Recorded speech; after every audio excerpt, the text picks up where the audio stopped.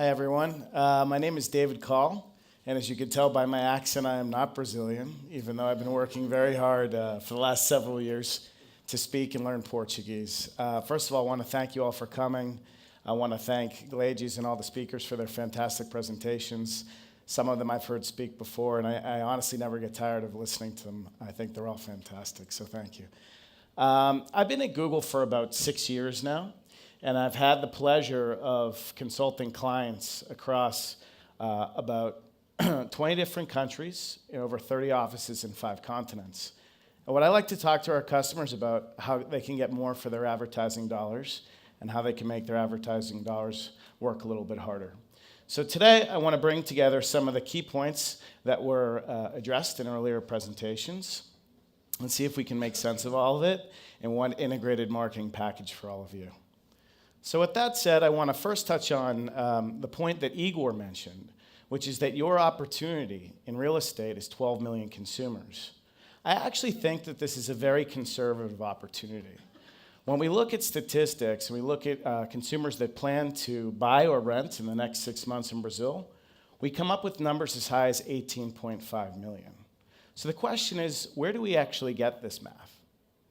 So if we look at the size of the market in Brazil, okay, about 30 million people that plan or intend to buy or rent in the next 6 months. And the subset of those people that are online, as Igor mentioned, is 12 million. Now, a lot of you have regional constituencies. So we want to show you what is that opportunity for each region in Brazil. So in the south, we have about 6.6 million. It makes sense because of the population size. In the southeast. In the south, we have 2.2 million. In the northeast, we have 1.6 million. In the Midwest, we have 1 million. And then also in the north, we have 626,000. So when I first looked at these numbers, they just made sense because of population. But what did not make sense to me was that the category leader online only has about 2.6 million customers at best out of this 12 or possibly 18.5 million, right? So very large opportunity for all real estate marketers. And what I started asking myself when I saw these numbers is why? Why is there such a discrepancy or a gap that exists between the 2.6 million and the 12 to 18.5 million, depending on what sources you look at? Now, I'm going to ask you guys to get involved in this presentation because we're nearing lunch. So I'm going to ask you a lot of times to raise your hands, and we'll do a little mini focus group here. For those of you that are very brave, you can feel free to speak out loud. But as history shows, sometimes people are a little bit shy about speaking out loud, so showing your hand is fantastic too. So I want you to think about when you first became aware of a product or service. So for those of you that started using the internet before 1995, I want you to raise your hand. If you can remember, honestly, we can't lie. Before 1995, how many people used the internet? And I'll participate too. So I did not use the internet before 1995, or I can't remember. So we have 1, 2, 3. I could see 3 people, okay? If you remember using the internet between 1995 and the year 2000, raise your hand. Okay. More people. And then after 2000. Okay. So actually statistics show, because we're probably in a biased sample size, that only 2.3% of people in Brazil were using the internet as of the year 2000. So if that statistic is true, why don't we call the 21st century the internet or the connected age and everything that happened before pre-internet, pre-connected age?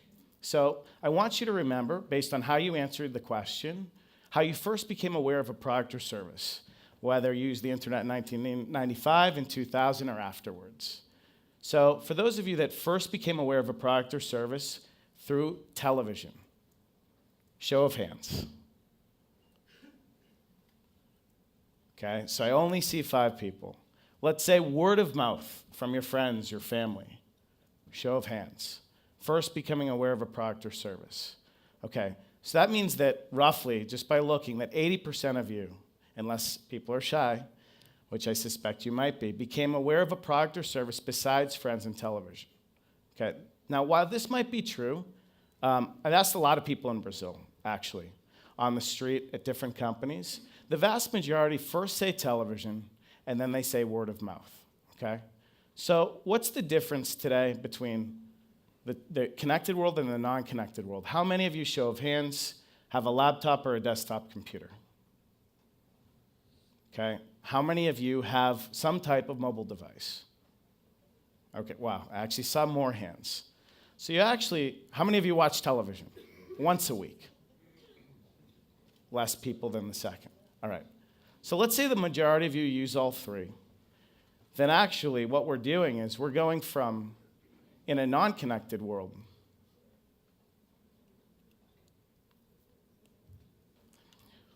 to a connected world from 1 to 3 screens, as was mentioned before. But what's interesting is many people in Brazil, their second screen besides a television will not be a desktop or a laptop computer, it will be a mobile phone. I actually found this recently when I was asking consumers in the street in Sao Paulo, and they showed me their smartphone, and they said they don't watch TV anymore, they're using their smartphone. So the second point I want to make, the second moment, is consideration. So after you first became aware of a product or service, do you remember how you considered it? For me, I actually went into a physical store or a physical location and found out more information. So for those of you that when you were trying to find out information on your Saturday afternoon, that you would visit more than 5 locations, for example, if you're looking to buy or rent real estate, raise your hand. More than 5 locations. No one. 1 person. More than 3. Okay. More than 1. Okay. Now, with the internet and the connected age, it's much easier to get access to information. As Igor mentioned, consumers are more social, they're more connected, and they're also more informed. So the internet provides us with a very extensive inventory of options, no matter what industry you're selling in, compared to the non-connected age where you actually physically had to go to locations and figure it out for yourself. So for consideration, we have to think about more information and more decisions that need to be made. Now, when you actually bought prior to the internet, right, you had to again go to that physical location. And now, because of access to information, right, actually an abundance of information, consumers sometimes make decisions on what they're going to buy prior to actually entering a physical location. So what we like to think here is that the new point of sale is anywhere, at any time. And specifically in 2012, Google actually helped $6 billion of business in real estate. This is what we estimate, at least. So the last point I want to talk about for consumer moments is loyalty.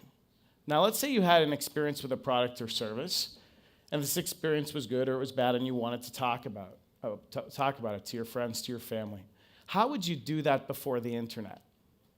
Was it difficult? Would you write a letter to a newspaper, and then would that newspaper publish it?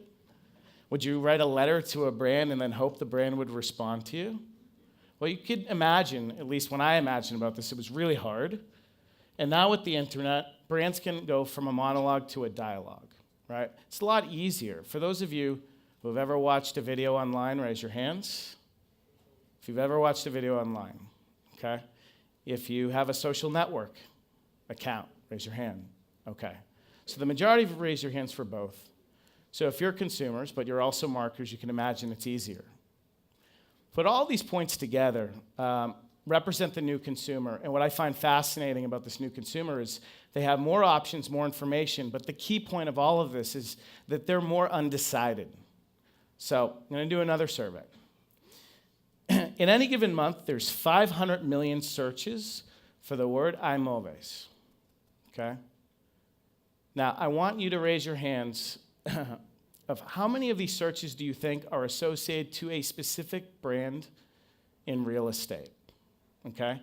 If you think that when consumers, this is on google.com, so taking the world's largest focus group, google.com, or the world's largest database of intentions, 500 million in 1 month, what percent is associated to a brand? If you think more than 50%, raise your hand. More than 50% of searches are associated to a brand. I see 2 hands. More than 30% of searches associated to a brand, more hands. 10% of searches, more hands. At least 5% of the 500 million. So 10 million searches. It seems reasonable, right? Okay. The reality is, in real estate, there is only 1% of searches that are associated to a specific brand, 4% to other brands, if we're looking at the category leader example, which leaves an overwhelming 95% of people that are undecided on brands. So we talked, Igor had mentioned again, socialness, connectivity, consumers being informed, but I just talked to you about because of the influx, the abundance of options, consumers are undecided and more undecided than ever. So for you, as marketers, what can you do about this? So here we have the moments that we talked about: awareness, consideration, purchase, and loyalty. And in the traditional world, we had television, journals, newspapers, and radio that could help us, right? Consideration, word of mouth, classifieds ads. We also could buy in a physical store. It was the only way to buy before the internet, right? And still it's the way that people, the majority buys today. And then lastly, buzz. So what you see is two sets of arrows, okay? The first set of arrows, it says attention. Traditional means are fantastic at getting eyeballs or attention. But what we didn't know about these consumers is the commercial intent of these consumers, okay? It was actually very difficult to understand still today what makes up these customers, and are they actually interested in buying our product or service or in renting and buying a home? On the right-hand side, we see that as we move from consideration to purchase to loyalty, we start to capture intentions, develop relationships, and our customers start to form preferences for our brands, okay? So, if we look how digital can help,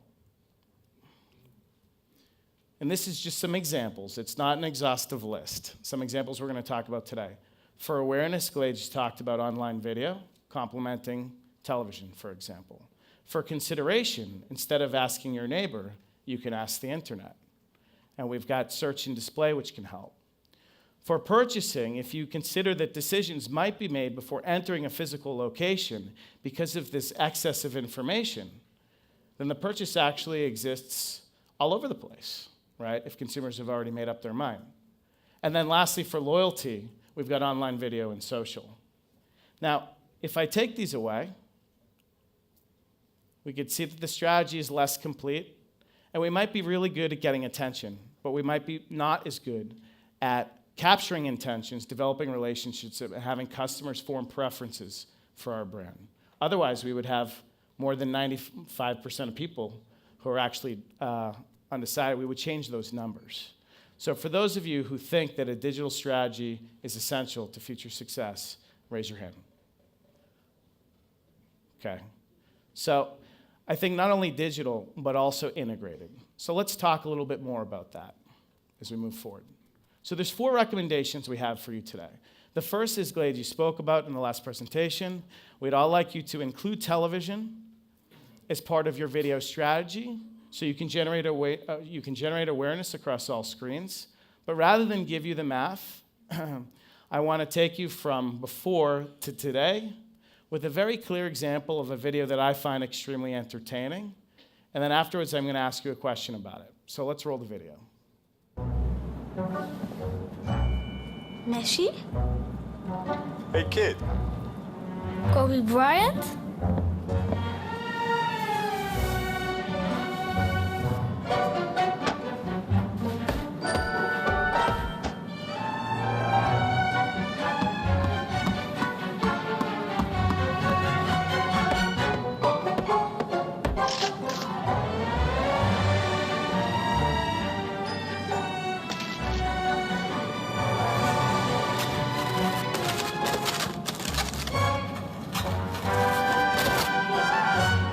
Would you like to have some ice cream, young man?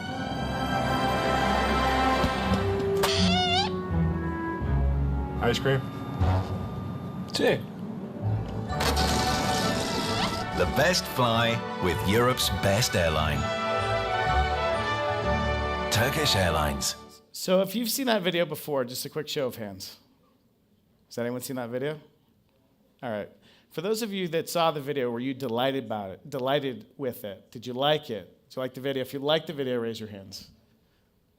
Fantastic. You know what? 105 million other views say the same thing. This video has been viewed 105 million times, okay? And what's great about it is that as an advertiser, as a marketer, you don't pay unless the consumer's engaged. And when I was looking around, it was dark, but I saw a lot of smiles in the room. So thank you for your attention for that video. The second recommendation we like to make is we want you to always be present, moments of consideration to influence that 95% of people that are undecided on an apartment in the example that we showed you earlier. So I'm going to walk through some very quick math, and I think this is one of the most important points of my presentation, okay? So the first is, if you look at the search for a brand, again, we said this is only 5% of searches that exist. For the word apartment, for example, we have 40,000 searches. But if we look at the number of searches for the brand and the word apartment combined, we have 20 million. Many, many, many more. If you look at visits to real estate websites, we have 13,000 for brand and 320 million for the portfolio of apartment plus the brand. Now, for contacts, the brand will generate only 480, but apartment plus the brand, these are words that are typed into google.com, will generate 6,500 contacts. So let's go to the most important part, which is sales, okay? For the brand, we get 5. From the 40,000, we get 5. But from apartment plus the brand, we get 65. We get 13 times as much of influencing those undecideds. But at the end of the day, lots of times we're incentivized as marketers based on a metric called return on investment or return on ad spend. And as a result of this investment, we miss the opportunity to gain more sales. So if you would accept 13 times the amount of sales for renting or buying a home at a 30-to-1 ROI, raise your hand.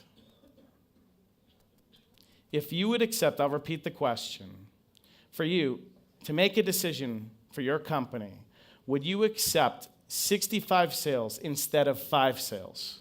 Would you accept a 30-to-1 return on your investment? If so, raise your hand. If you would rather have the right side versus the left side, raise your hand. Okay. So the right side, again, look at the blue numbers. It's 13 times the amount of sales, and it's a better return than you'll probably ever get from anywhere else in your lifetime, okay? So we want you to consider influencing the undecideds because it's going to generate more bottom line for your business. So if the first opportunity is search, we like to think of the second opportunity as display, okay?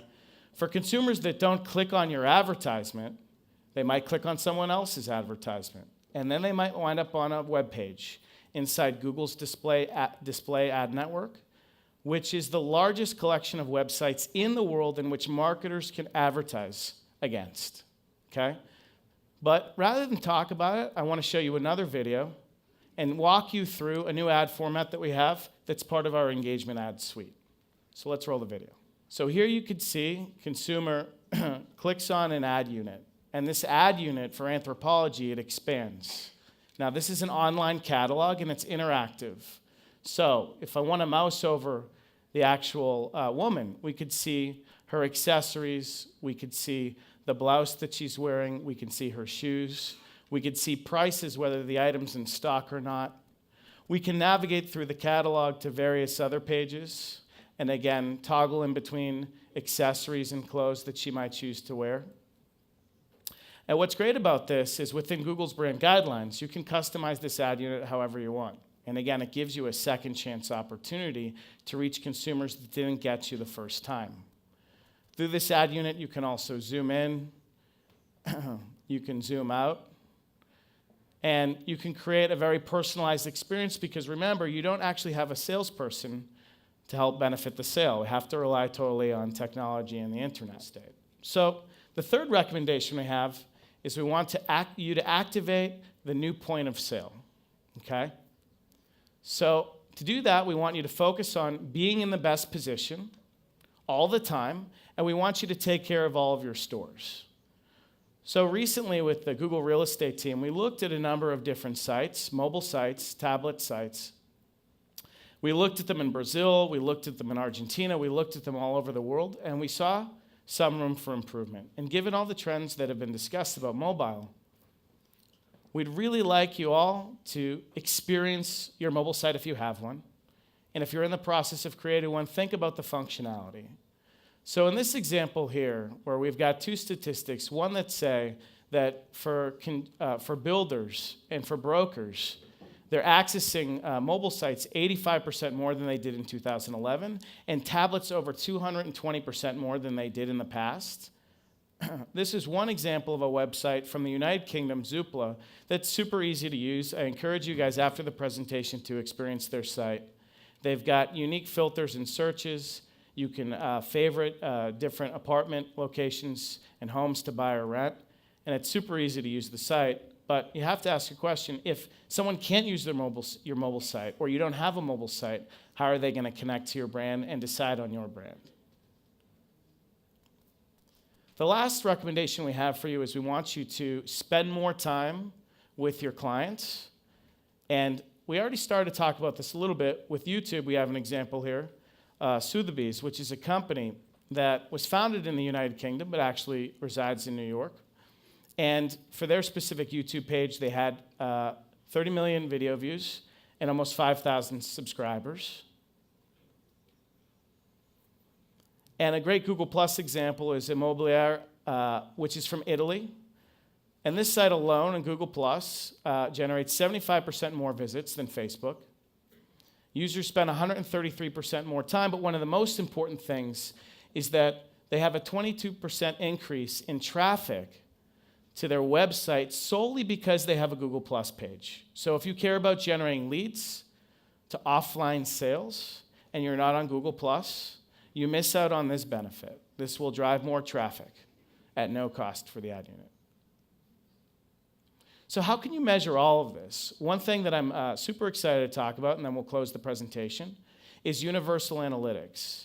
So for those of you that measure results for your business using some type of analytics, I just want to see a quick show of hands. If you measure results for your business, okay, most everyone. If you use Google Analytics to measure results, raise your hands. Lots of people, fantastic. I'm going to give you another reason today, if you're not using Google Analytics, to use Google Analytics, and that's the upcoming Universal Analytics, which will allow you to track offline conversions, as well as cross-device conversions, and integrate your CRM systems to push valuable information about your customers, to connect those customers in the offline world to the same customers that are actually in the online world. So for those of you who not know about Universal Analytics, I encourage you to reach out to your Google account representative, because this is something, at least in 6 years, that I've personally been waiting for and I'm very excited about, because at Google we've been trying for quite some time to tie these two worlds, given that over 95% of business is conducted in the offline world as far as transactions actually occur. So with that said, and wrapping up, we want to make the web work for you, and we've got a couple of different recommendations. So to generate greater awareness, we want you to include television as part of your video strategy. For consideration, we want you to cover those generic terms. We want you to influence the 95% of people who have not decided on buying or renting an apartment, okay? You can do this through search advertising. Again, think not only about your brand, but also about things like apartment. The third recommendation is that make sure that you engage your consumers not only on google.com, but also across the web. And the Google Display Network can help you do that. Again, this is the world's largest network of sites in which marketers can advertise against. 10 times more page views than google.com. For purchase, we'd encourage you to have a mobile site and to make sure that that mobile site works. Experience your own mobile site for yourself if you have one. Is it easy to find what you're looking for as a consumer? And then lastly, for loyalty, We'd love for you to create a YouTube channel if you don't have one already, as well as a Google Plus page, which will help you drive more traffic to your site. And we want you to measure all of it. And we want you to be excited about Universal Analytics because it's breakthrough. So thank you very much. Appreciate the time today. And I hope you enjoy the rest of your day.